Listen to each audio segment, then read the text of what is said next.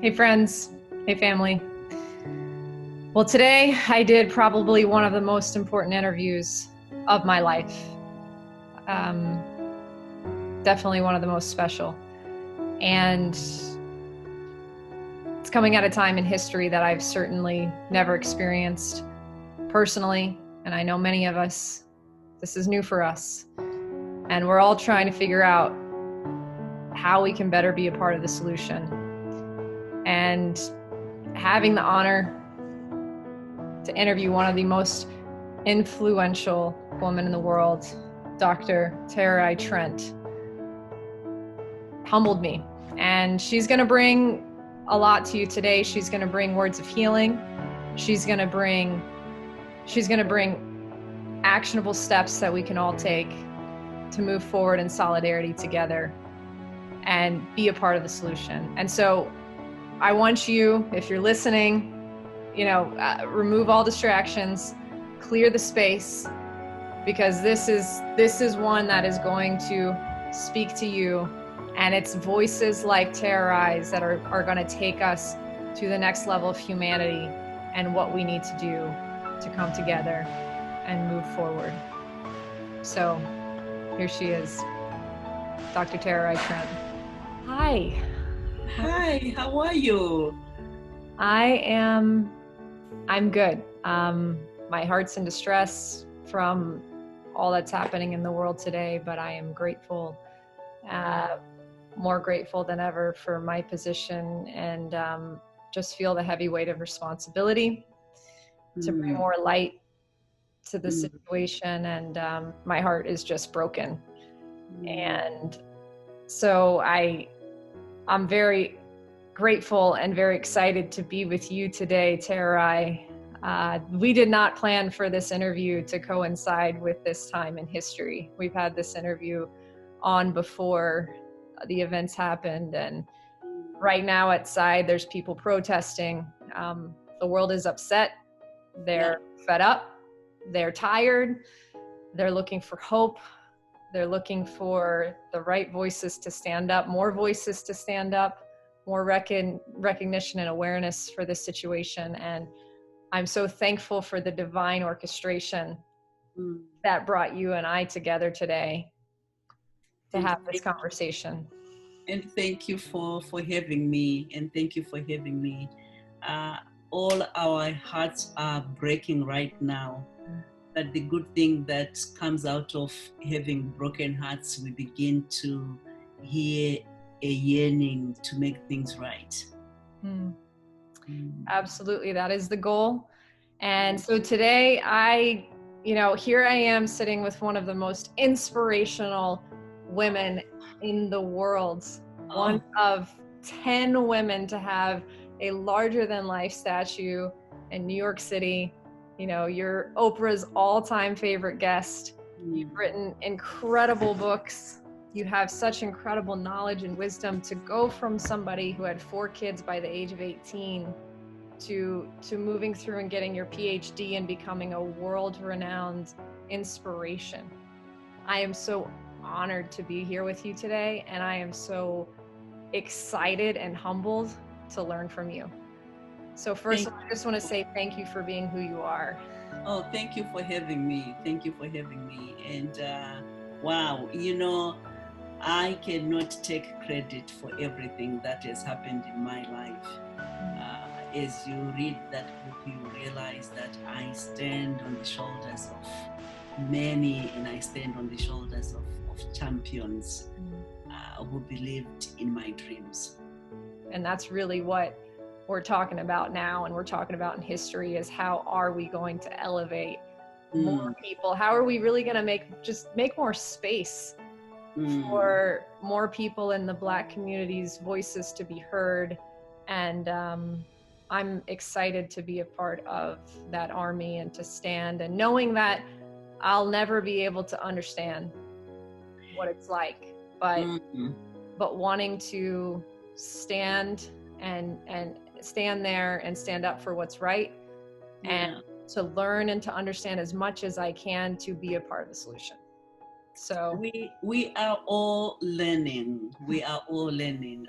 I am telling you, even some of us who have experienced racism, there are many things that we are also learning. But at the core of all this, there is the power of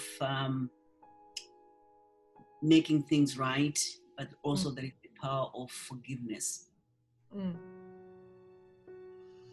Wow. Well, I know that you've had to forgive many times in your life. And if I could provide some context here for our listeners, can you take us through some parts of your story and your journey? I know they're here in the books and all, but can you, to provide context for this conversation, bring us into your journey? So, I come from a long line of generations of women who had been denied their right to education or their right to their own dreams. I grew up during the war that liberated my country. I come from Zimbabwe, but when I was born, it was known as Rhodesia because it was colonized by the Rhodesian regime. So I always see my great-grandmother as this young woman who was married when she was very young, and she's carrying what I call the baton of her early marriage and the baton of a colonial regime that never respected her, and she's running with this baton in this race that she never defined as a woman, and she passes that baton to my grandmother, who in turn would pass it to my mother, and my mother would pass it on to me. So that's where I am coming from. But I also come from these women who were storytellers, because I remember when I was young, we would all sit around an open fire, and I would listen to these stories from my grandmother, the stories that had been passed from generations before her, the stories of wisdom, the stories of never seeing myself as a victim, but as part of the solution. And we were operating in a society that was so oppressed, and racism was everywhere. But we knew we also wanted a better life. We wanted to thrive. I grew up with no running water, no electricity, nothing at all. But knowing that in the urban areas where the white people lived, they had electricity, their kids had access to quality education. I would find myself sitting under a tree. That was my classroom when I was growing up.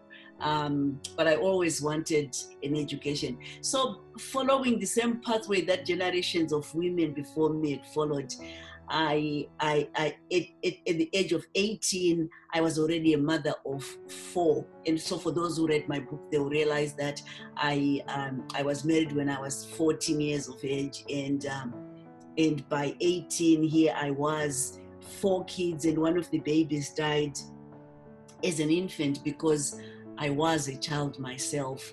I failed to produce enough milk for the child, but all I wanted was an education. And I remember when we gained our independence, all of a sudden, our village became this global world where you see people coming in, and Americans, Australians, British, and mostly they were women, and they were white women. And there was one particular woman who came to my village.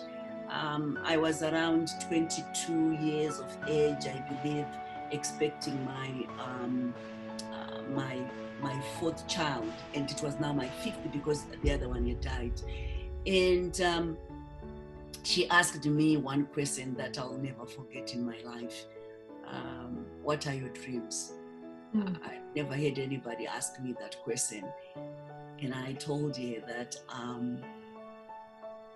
at first I didn't want to tell her anything because I was afraid that my dreams were so ambitious. And there were these other women that were sitting there. They were talking about the dreams to educate their own children. And I couldn't talk about educating my own children because I knew I wanted my own education first. So this woman, she was an American, and apparently she worked for Heifer International, and I had no idea. And she later on, I learned she was the CEO and president of the organization. But when she came, she was a program officer when she came to the village that time. And so when she looked at me, she said, "Young woman, you haven't said anything."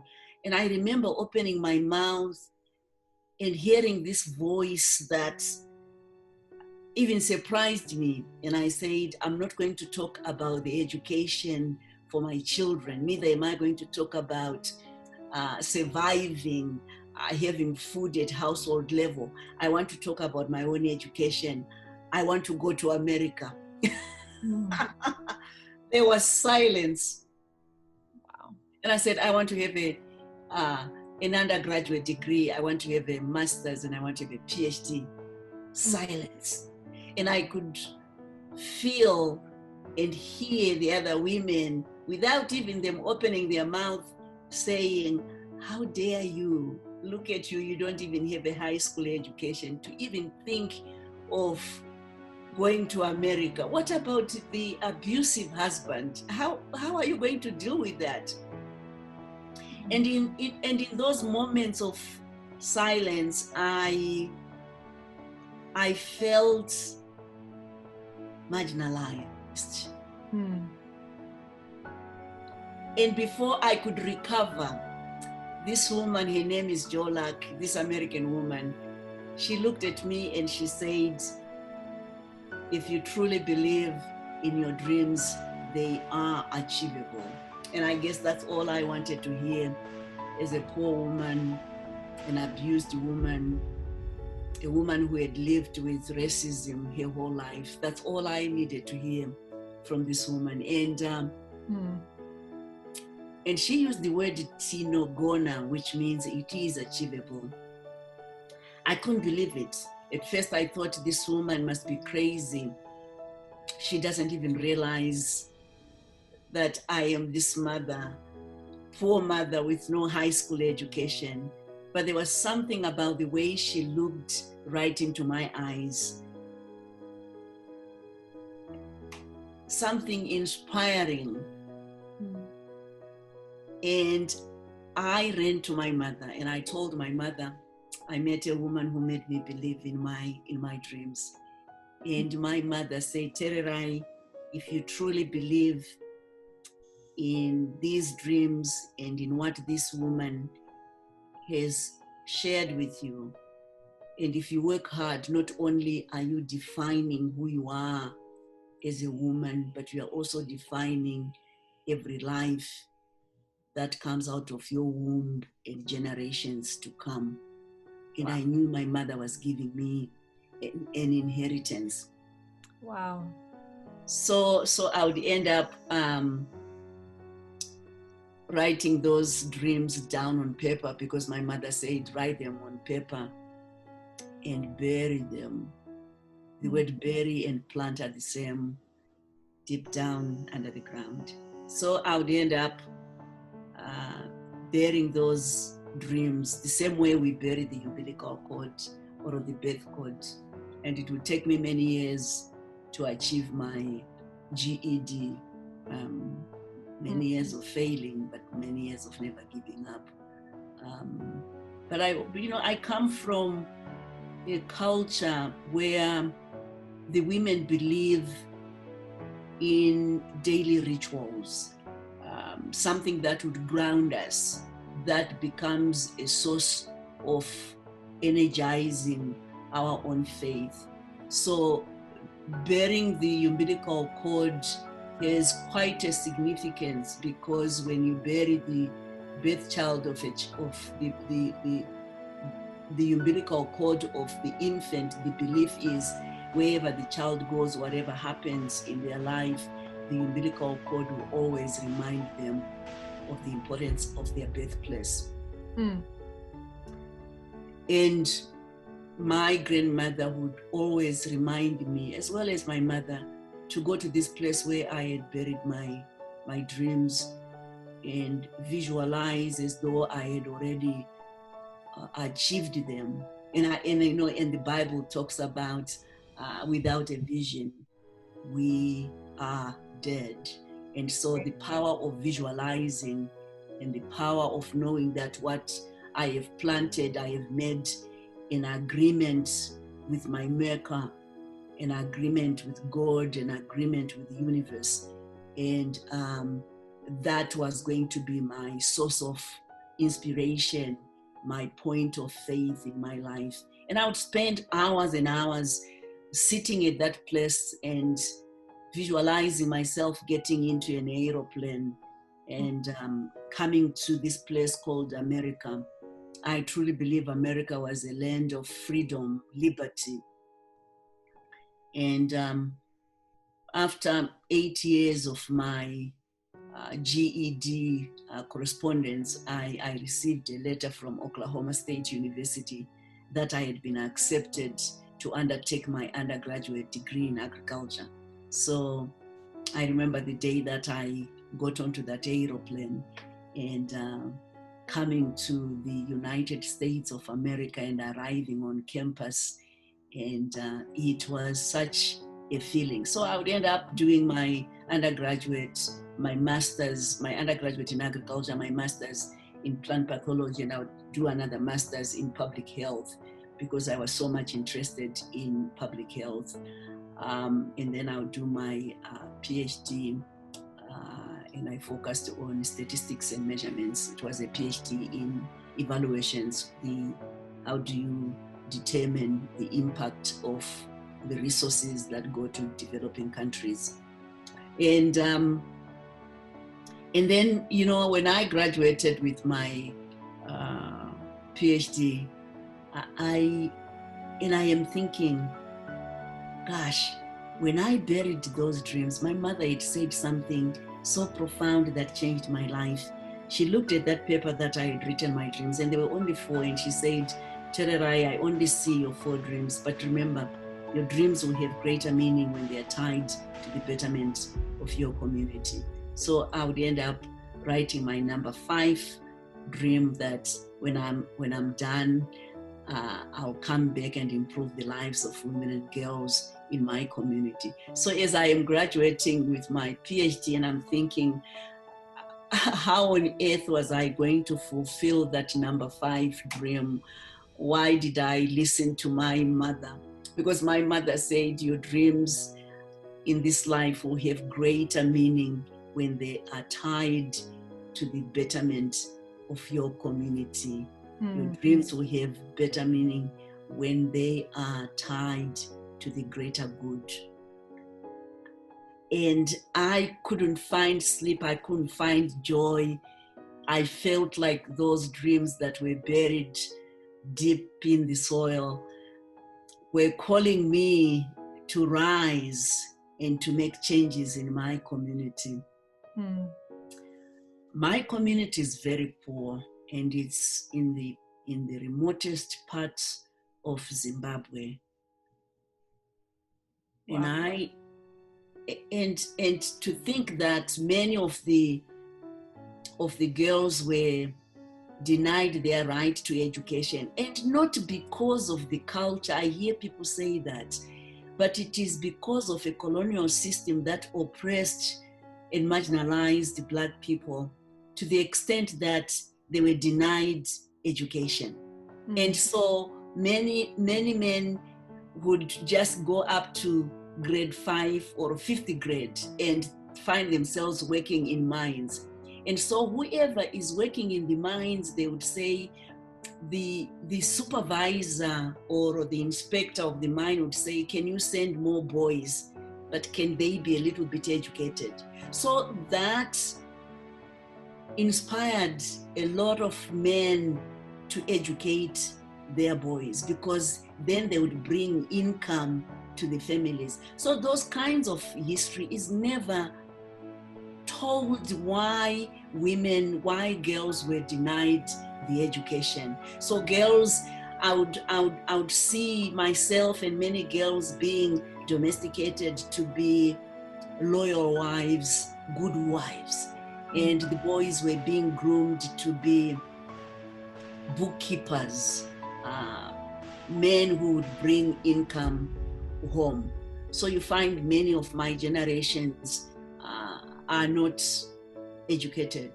And even when I tried to attain an education in Zimbabwe, I was considered too old and I couldn't get into the local university.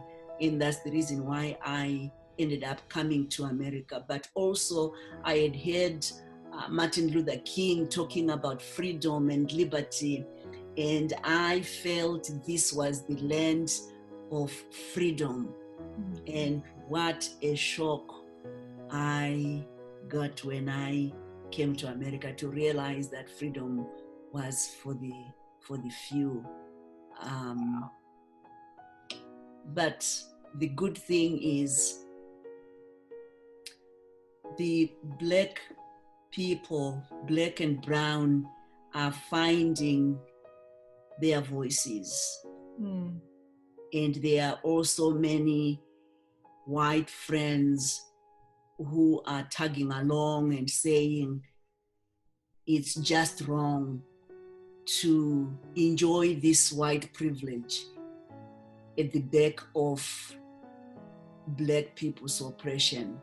And when I see this movement, I have so much hope for a better America. Yeah. The variety of the stories that I've heard have just been brutal. And I've known about this contextually and textbook, and I've seen movies and I've read books and heard history lessons, but to sit in the stories and the pain of my own community, people within my own community, and hear how they're still experiencing these things today has just been, it's just been brutal. And I'm so humbled, and I am so, I think that one of the hardest parts is you want to take a stand, you want to, we want to stand up, we want to be a part of the solution, but then I have failed epically so many times in whether it's the words that I've spoken or a post or just unintentionally, offending people. But I've realized something in all of this, that the first part of the solution for myself and for anybody in the white community or anybody who just maybe doesn't understand is to be in conversations like this one, to sit, to listen, to listen without trying to provide the immediate solution, because there is no quick fix to this. This is going to take a collective effort, and it's going to take a lot. But I think the first part of this is building these bridges of relationship. And those bridges can only be built if we are able to listen. Because what racism does, it creates this deep wound. And for that wound to heal, it needs to be witnessed by others. Yes. And it's important for the white community to listen to these wounds, because it will then provide empathy and compassion. Listening without judgment and letting that anger boil, because when we have stories, when somebody starts to justify or to bypass or to be indifferent to that story, it pains those who are oppressed more. Because, white America, they need to realize that there is this white privilege, and it's there. Mm. And there is the data that shows that the minorities of this country are treated poorly. And at the same time, some of the white people may not be in a position to dig deep and really look and see these wounds and see how they might benefit or might have benefited from being white. Yeah. And sometimes when Black people talk about, Black and brown, when they talk about racism, it's easy to be shut down. And so they don't talk about it. So they bottle these issues. And now we are now seeing the spilling over of the oppression. Yes. Because when those who are oppressed, if they say and share their stories, and those who are white are eager to listen, you don't have to you don't have to say anything, but you can just listen and learn and unlearn the scripts. Yep. And the narratives that might have been passed from generations before you. I remember very clearly the first time I had someone calling me the N-word here in America, and I came home. I was so troubled, and then my one of the kids, I think it was my son, and he was just tiny little bit guy, 7 years or 8 years, and he comes home and he said, somebody in the playground called me the N-word, and everybody was laughing. Mom, what is that?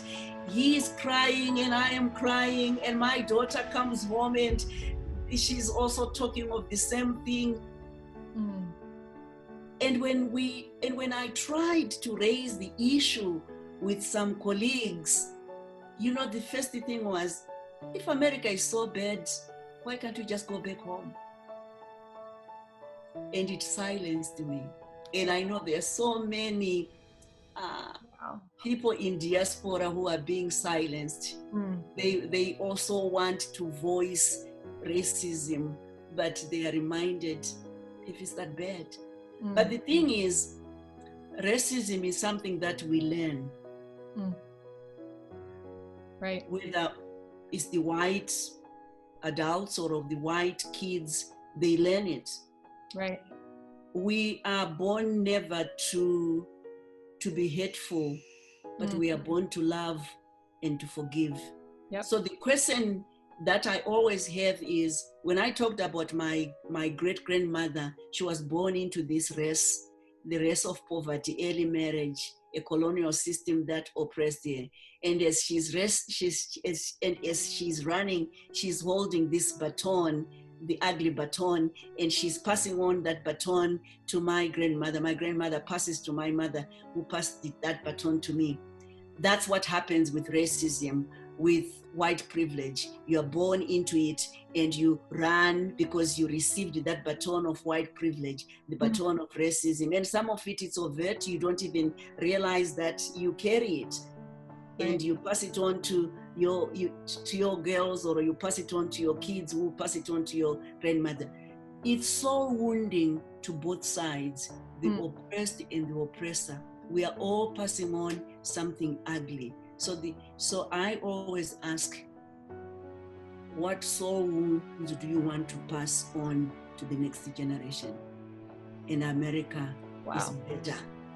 America can pass on the baton of forgiveness, the baton of love and compassion. We can run with that baton, the baton of anti-racism, the baton of a community that's built on equality, the baton of a liberated community. We can run with that baton and pass it on to our babies, who will pass it on to our grandkids. What a beautiful society that we can all live. That's being spiritual. That's being Christian. Because many people are, when they hear these issues, they say, you know what, I'll replace this with love and compassion. I'll replace hate and racism. No, it takes action. And they are calling it bypassing the issue. It's now that your white fragility coming into play, that you don't want to be hurt. You just, I'll just take a walk. I'll just, I'll just watch birds so I don't have to deal with it. We need to deal with it. We cannot heal that which we are afraid to confront. Yes. So when we confront these things in an environment of love and compassion, I think we can all rise. And I think that's what the Black and brown people are asking. They are asking for love. They are asking to be heard, and they are asking for the white community to realize the wrongness of racism, and to say we can rise with our Black community and right this wrong. Yes. And that's what that's what white Americans are doing. Some are doing that. And it's beautiful. When you look on TV, you see New York. I mean, it's the rainbow color. You see Black, white, and especially the young generation, the white young generation. Oh, they are rising, and they are there for their sisters and brothers. And I think America, we are in a good place. Yes. To dismantle this racism and its entrenchment. Wow, what an opportunity! What a time in history where we all, we're all being charged with this responsibility. And thank you, Tererai, for putting so much language to the feeling that many of us are feeling on both sides. And I'm encouraged to hear you say you see hope, and I see hope too, in us coming together and humanity really bridging these relationships to understand each other, to understand that we may never understand, but we can understand pain together, and need, and the responsibility to move forward and make change. And that's what, when I came to this conversation with you today, I said, I had all these notes prepared before what happened. And I threw them all out, and I said, I am coming here as the student. We all want to take a stand, but I think before we can take a stand, we got to take a seat first. And it takes listening and learning and unlearning, like you said. I hope our viewers caught that. It's not just about learning. Sometimes it's about unlearning and removing these conditions and these scripts. What you said about how we're not born this way. There's a brilliant quote by Nelson Mandela where he articulates that so beautifully, that hate is a learned feeling. And even though many of us may not experience hate, it's the subconscious undercurrent that may be getting conditioned into us. And that's why it's important for us to educate ourselves through the resources that are out there, and also through our friends that are in our community that are around us, and to listen and to hold space for that. Yeah, and America can learn a lot from the Native Americans. The Native Americans, they talk about humankind has not woven the web of life. We are but one thread within that web. Whatever we do to the web, we are doing it to ourselves. All things are bound together. All things are connected together. Our very survival is connected to the survival of others. So the suffering and the silencing of African Americans and all minorities in this country. It is our collective pain. Yes. Wow. Because it's all about what we call back home Ubuntu. I am because we are. Since we are, therefore I am. I have to be in a position where when I see you, you mirror who I am and I mirror who you are.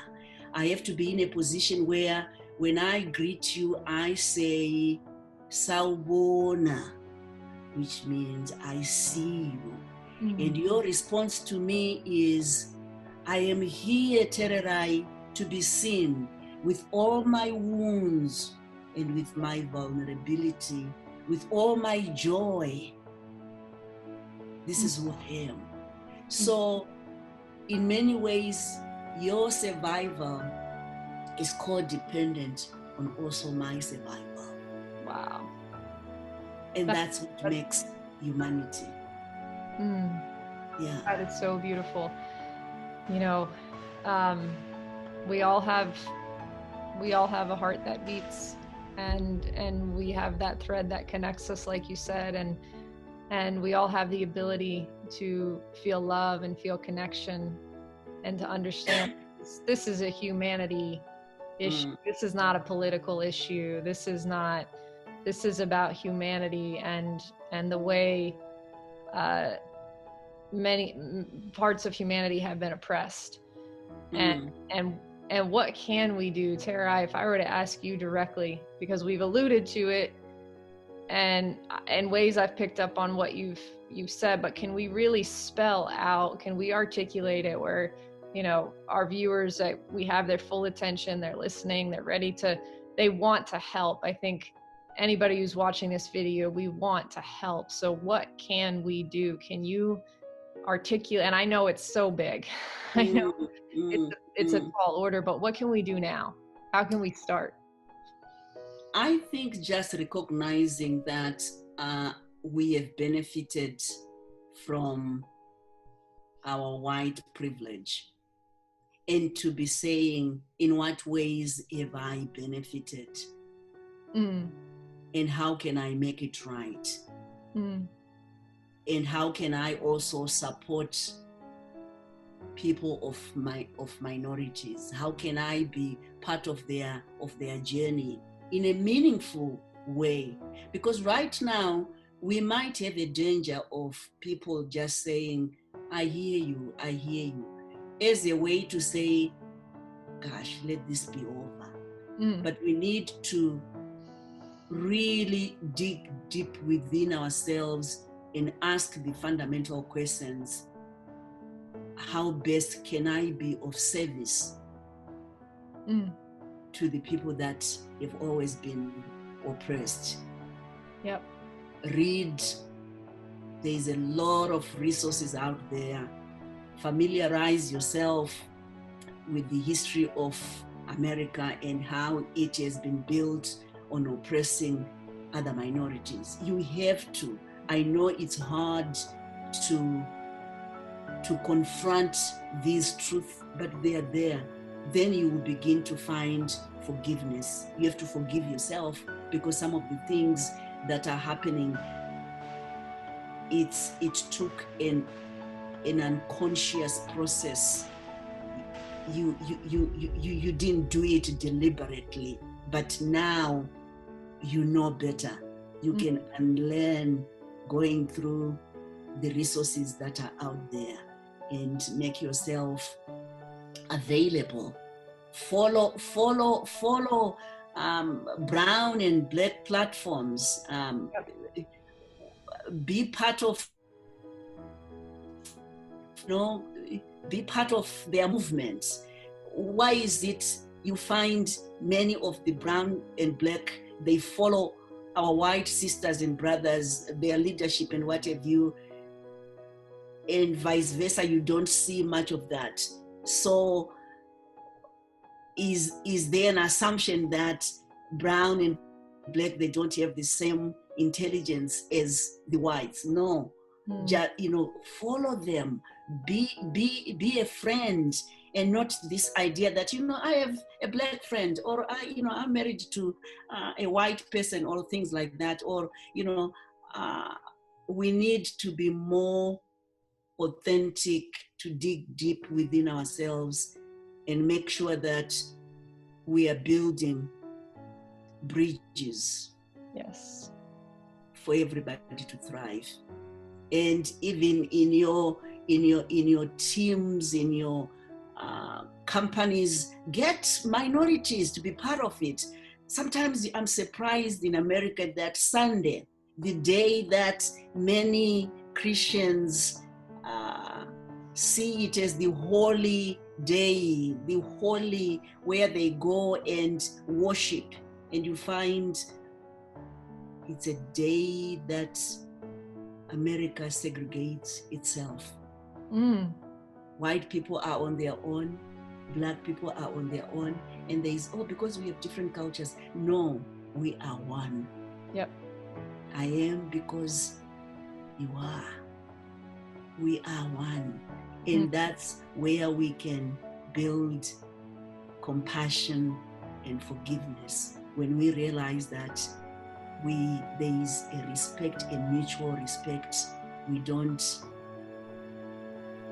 oppress others because of their skin color, or indifferent, become just indifferent and say, you know what, this is us. I'm not going to change myself because of them. This was done by the forefathers and it's none of my business.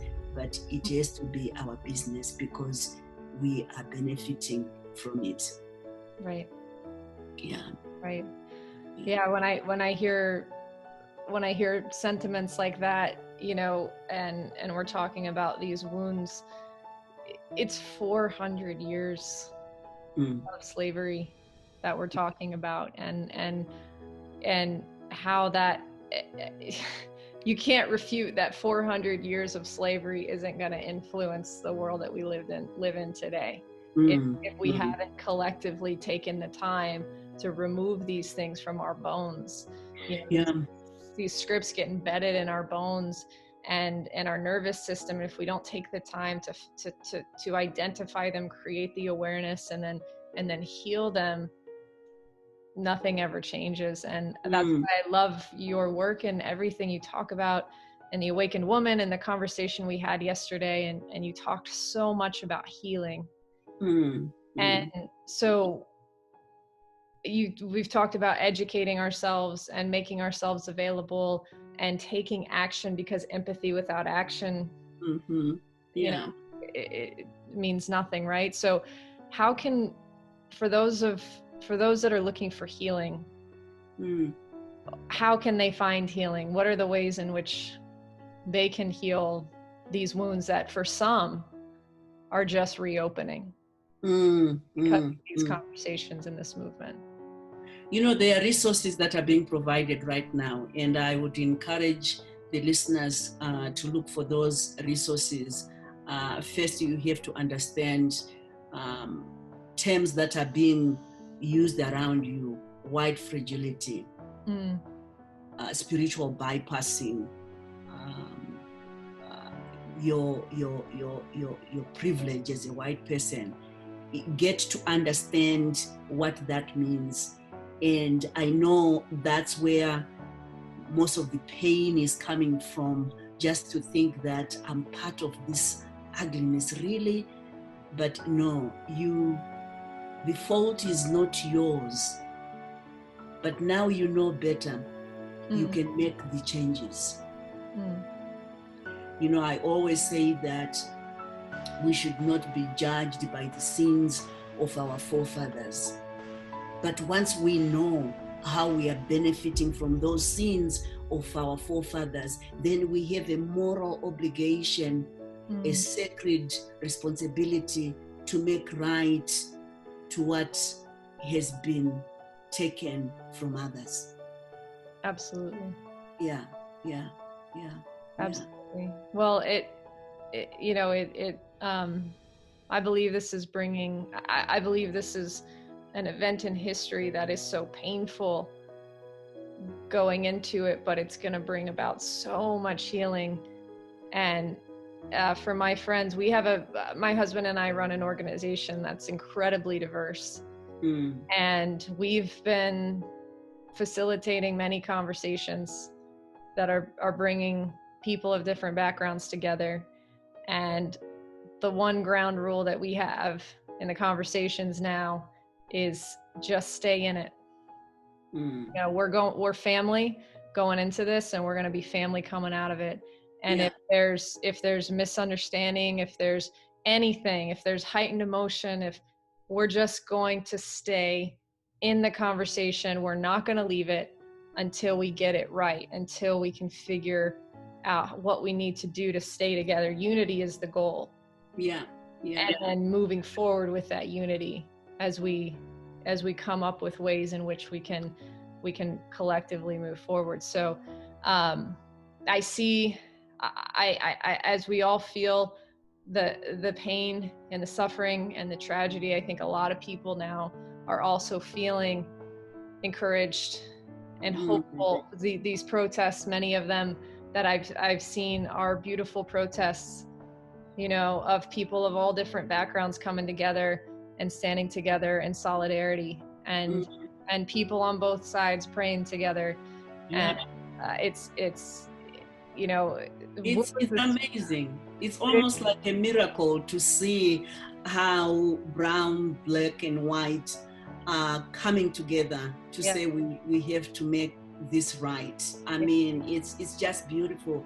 I always take my morning meditation, and just seeing these visuals of the mingling, the rainbow of white, black, brown, whatever color, all fighting for one cause, all saying we are all children of God or of the universe, and we deserve better. And I think America has become, or is become, the consciousness of the world, because racism is not only in America, it's everywhere. And America is providing that leadership to the Western world and to other parts of the world where racism is. And America has always been a leader, because you guys, you have faith, and we are guided by faith, and we are guided by compassion and love, and you cannot lose it. And this is the time that you have shown that together we can. And some of the rallies, I've seen more white people than black and brown.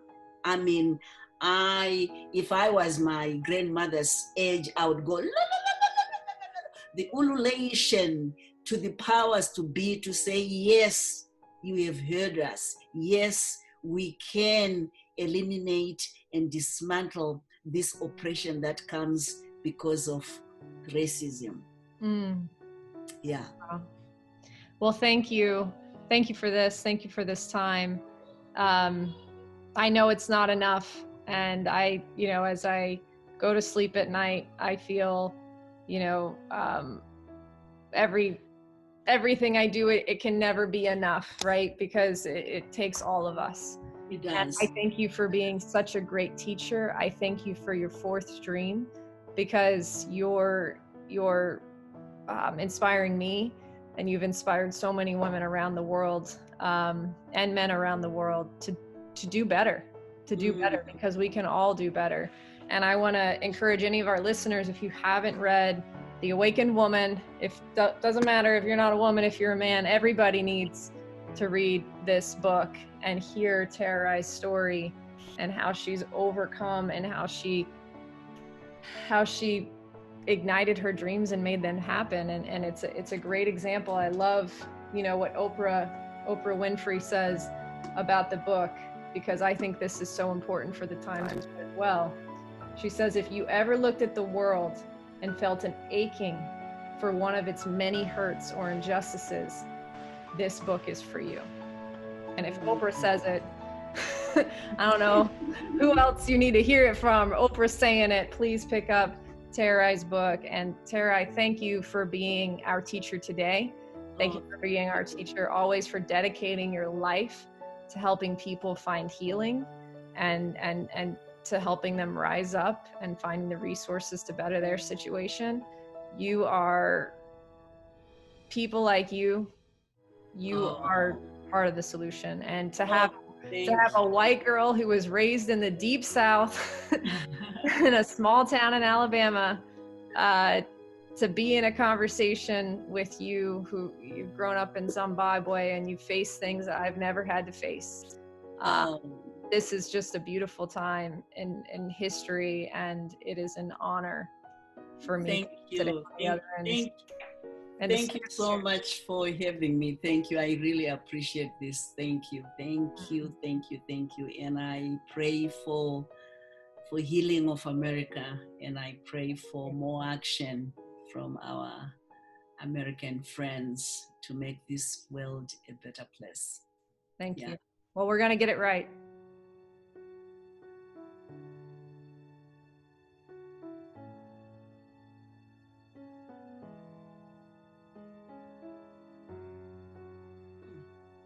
This is not right.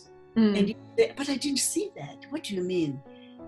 Little things like, you go to a restaurant and you order your stuff and they don't even look at me. They look at my husband and I'm like, what is it about these people? And if I say something and they don't get it, they expect my husband to explain it. So I had to say, no, it's me. And it's what's funny is even in Zimbabwe, there's always this idea that what's white is superior. We were looking for a house when we moved to Zimbabwe. Foreigners are not supposed to get mortgage. I went in to look for mortgage as a Zimbabwean. They told me, no, you can't qualify. You haven't been in the country for a long time. All kinds of things. My husband went on his own and said, I'm married to a Zimbabwean and we need mortgage. And the guy said, oh, sure, you can qualify. This same guy. And he brings me in and the guy is like, oh, you were talking about, oh, I had a meeting with you the other day. And I said, but how can you say that? How can you grant mortgage to this guy? Is it because he's white?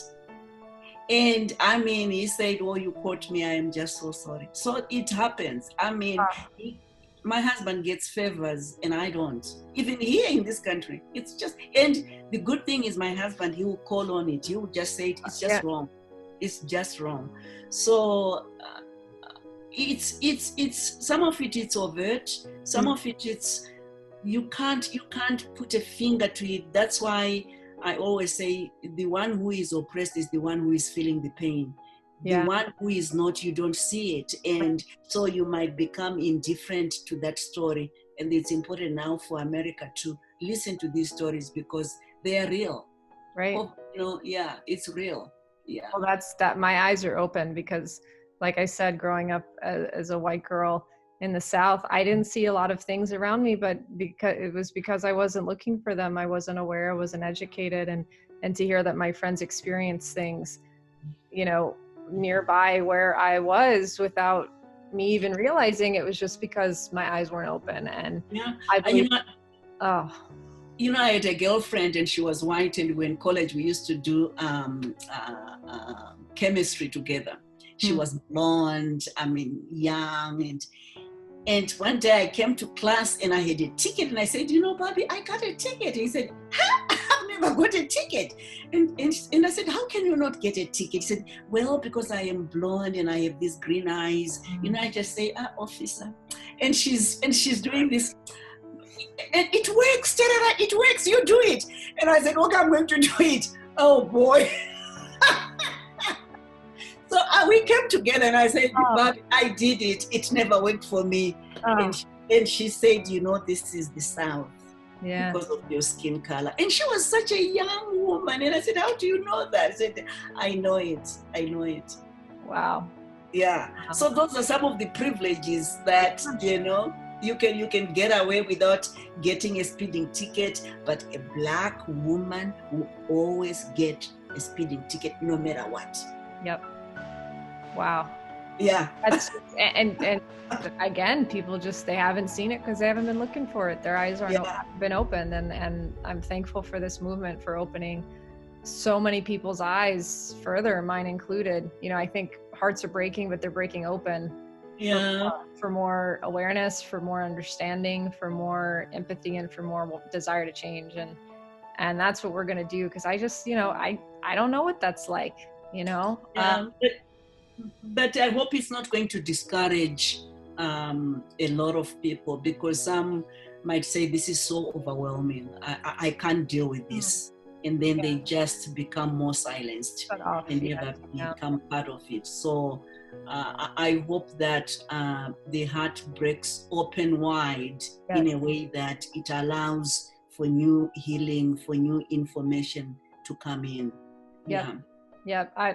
I believe it's happening, and if anybody feels that way, I think we're all going to find ways to communicate better and to let people know, no, there is something you can do. It's not so overwhelming that we can't look at each step at a time. I think that's what helps with it, when it's like, okay, here's the big picture and we all know that, let's take a step at a time, and that keeps people in it. That, like I said in the interview, that keeps us, that we just need to stay and stand and look for ways to be better, and, you know, look for the right voices that are guiding us.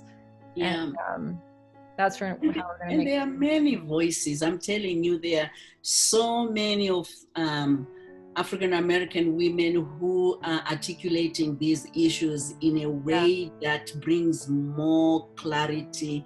And I think you, if anyone wants to learn more, get hold of these women. They are still young millennials, and they understand the depth of what's happening, and they can explain it with so much clarity than I would, because I wasn't born in this country, and I can only speak to my own experiences.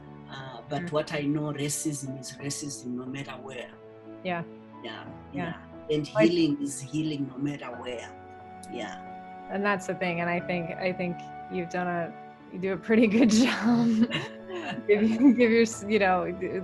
give you more credit. I think everybody, you know, looks for leadership, is looking for leadership like yours. And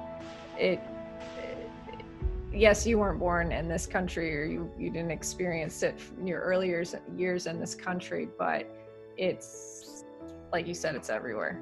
Everywhere. And pain is pain. And the story that you told on your Instagram yesterday, that I was just a puddle of tears hearing that. I am. And you know, like, I think one of the things is, like, for us, we've seen it on the movies, right? But then it feels like a movie, because you're watching a movie. So you're like, oh, I've heard stories like that before, because I've watched Selma, and I've watched different movies. I've watched The Green Book, but it's still, I don't think it hits home for people, because it's still actors, and it's still a movie. When you talk to somebody, when you know someone and you hear their personal story, that's what helps it become real. Oh yeah. And you know, in Zimbabwe, the Rhodesians, we will call, you know, the ones who oppressed us, they would train their dogs to tell apart a black person and a white person. And those dogs, when they see a black person, you get killed. How do you teach your own dog to be racist? Wow. So it's, I mean, that's where I grew up. And so my coming to America, I came to America after I had experienced independence just for a short space of time.